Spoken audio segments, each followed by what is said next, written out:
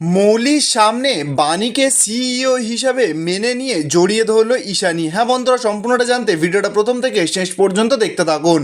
ধারাবাহিকের শুরুতে দেখা যাচ্ছে যে বাণী তো অনিরুদ্ধকে বলছে যে শাস্তিও পাবেই মিস্টার চ্যাটার্জি। অনিরুদ্ধ তখন অবাক, বলছে যে কিভাবে। বাণী তখন বলছে যে ও হয়তো বাইরের সকলের সামনে শাস্তি পায়নি ঠিকই, কিন্তু আমাদের বাড়ির ফ্যামিলির সকলের সামনেও শাস্তি ঠিক পাবে। পরিবারের সকল মানুষের সামনে ওকে কিন্তু জবাবটা দিতেই হবে। অনিরুদ্ধ তখন বাণীকে বলছে যে বাণী, তুমি জানো সবার থেকে আলাদা। এরপর বেশ কিছুক্ষণ সময় কেটে যায়। বাণী আর অনিরুদ্ধ ঘরে চলে গেছে, সকলকে ডেকে পাঠিয়েছে ডাইনিং রুমে। তো সকলে এসেছে। পিনাকি এবার বাণী আর অনিরুদ্ধকে বলছে যে কি ব্যাপার, সকলকে ডেকে পাঠালে যে। মৌলি তখন টোন কেটে কেটে বলছে যে কি আর ব্যাপার, ওই যে অনিরুদ্ধ এটার জন্যই ডেকে পাঠিয়েছে যে বাণী কত লস করেছে সেটা আবার দেখাবে। বারবার এভাবে যদি বাণীর লস শোনাতে থাকে তাহলে তো মুখস্থ হয়ে যাবে বাড়ির সকলে।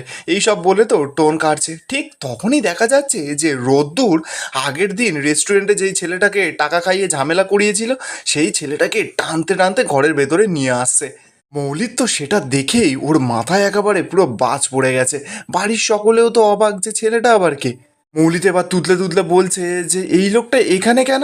পিনাকি তখন বলছে যে হ্যাঁ, এই লোকটাই তো সে যে ওই রেস্টুরেন্টে ঝামেলা করবার চেষ্টা করেছিল।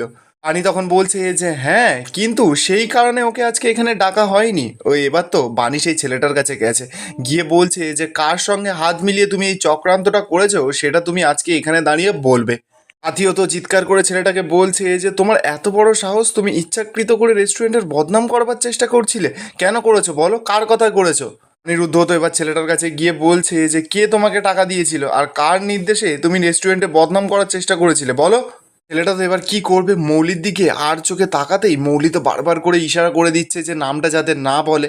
অনিরুদ্ধ তো এদিকে সরাসরি ছেলেটাকে ভয় দেখাচ্ছে, বলছে যে তুমি যদি এখানে মুখ না খোলো তাহলে তোমাকে টানতে টানতে এক্ষুনি আমি থানায় নিয়ে যাব। থানায় গেলে তুমি সবটা স্বীকার করবে। ছেলেটা তো সেই চুপ করেই আছে। অনিরুদ্ধ তখন বলছে যে আমি কিন্তু শেষবারের মতন এবার জিজ্ঞাসা করছি, তোমাকে কে টাকাটা দিয়েছিল। এটা এবার কি বলবে, ঘাবড়ে গিয়ে বলছে যে মৌলি ম্যাডাম। নামটা শুনেই তো বাড়ির সকলে মৌলির দিকে রাগের দৃষ্টিতে তাকায়। মৌলি তো এবার ভয়ে পুরো থরথর করছে। পিনাকি তো এবার মৌলিকে বলছে যে মৌলি তুমি। ঈশানী তো এবার চিৎকার করে মৌলিকে বলছে যে মৌলি, ও তোমার নাম কেন বললো, বলো, উত্তর দাও। মৌলি তো এবার চুপ করে আছে, কি বলবে কিছুই তো বুঝতে পারছে না। অনিরুদ্ধ এবার মৌলিকে জিজ্ঞাসা করছে যে মৌলি, এবার তুমি বলো যে ও মিথ্যে কথা বললো না ঠিক কথা বললো। আনি তো এবার রেগে মেগে মৌলির কাছে গেছে, মৌলিকে গিয়ে বলছে যে মৌলি, তাহলে আজকে সব প্রশ্নের উত্তর পাওয়া গেল তাই তো। তুমি জিততে চাও তাই তো, কিন্তু তুমি নিজের পায়ে নিজে কেন কুড়ুল মারছো বলো তো। নিজের সম্মান, নিজের বিশ্বাস, নিজের কাজের জায়গার সমস্ত কিছু নিজে হাতে নষ্ট করে দিচ্ছ। অনিরুদ্ধ তো এবার মৌলিকে ধরেছে, বলছে যে মৌলি, আমি জানি তুমি খুব কম্পিটিটিভ, কিন্তু এই তুমি জিততে হলে কষ্ট করে যেত। বাঁকা পথে এরকমভাবে বারবার বাণীকে বিপদে ফেলছো কেন। অন্যকে নিচে নামিয়ে না কেউ কখনো জিততে পারে না মৌলি।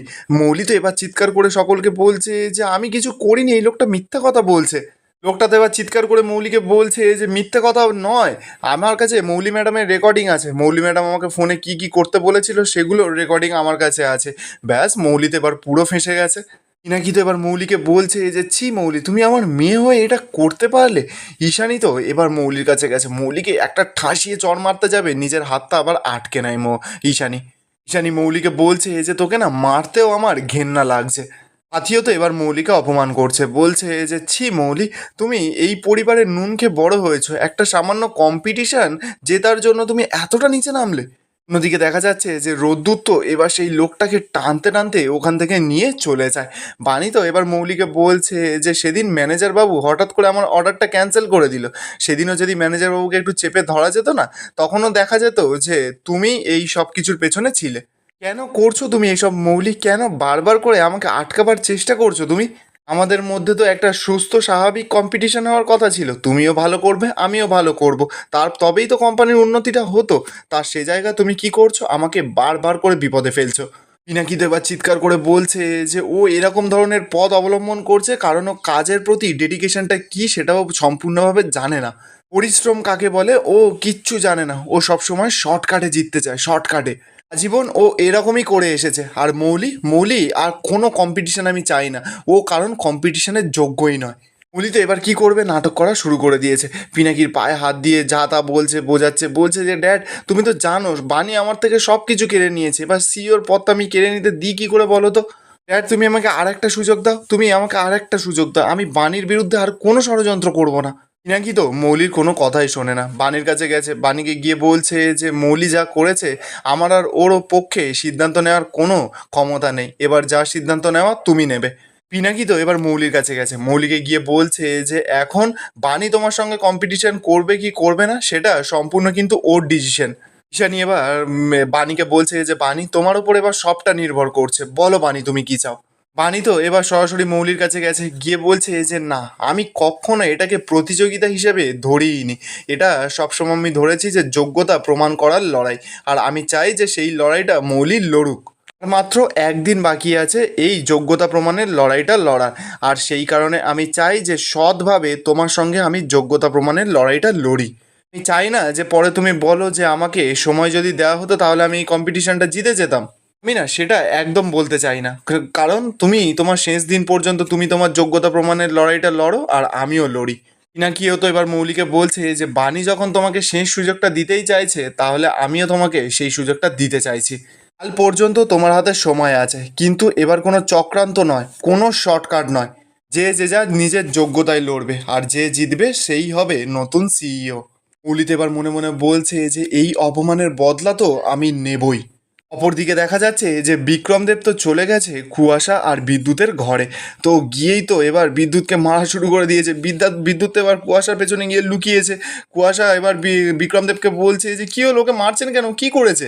বিক্রমদেব তখন বলছে যে ও ডাবল গেম খেলছে, ও আমার থেকে টাকা নিচ্ছে আর বানি আর অনিরুদ্ধর হয়ে কাজ করছে। কুয়াশা আর বিদ্যুৎ তো কথাটা শুনেই অবাক। বিক্রমদেব ওদেরকে বলছে যে তোমরা তোমরা দুজন মিলে ওই ডিএনএ রিপোর্টটা লুকিয়ে রেখেছো কেন, ওই ডিএনএ রিপোর্টটা আমাকে দাও। ওর সাথে এবার নাটক করছে, বলছে যে কোন ডিএনএ রিপোর্ট। বিক্রমদেব তখন বলছে যে সেদিন আমার হাত থেকে যে ডিএনএ রিপোর্টটা কেড়ে নিয়েছিল সেই ডিএনএ রিপোর্ট কোথায়, সেই ডিএনএ রিপোর্টটা। বিক্রমদেব তো এবার সারা ঘরের ফাইল টাইলগুলো সব খোলাখুলি শুরু করেছে, সব ছুঁড়ে ছুঁড়ে ফেলছে।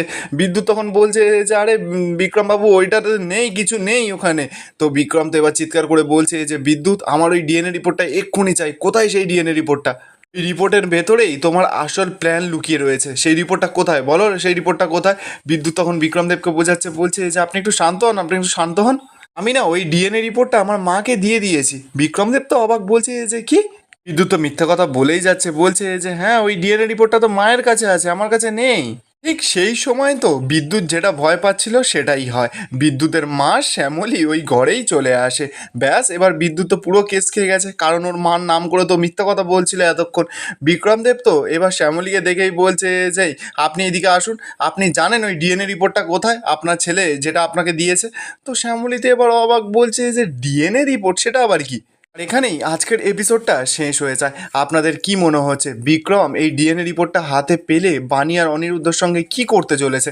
কমেন্টে আপনাদের মতামত অবশ্যই জানাবেন, আর ভিডিওটা ভালো লেগে থাকলে চ্যানেলটা অবশ্যই করে সাবস্ক্রাইব করে যাবেন।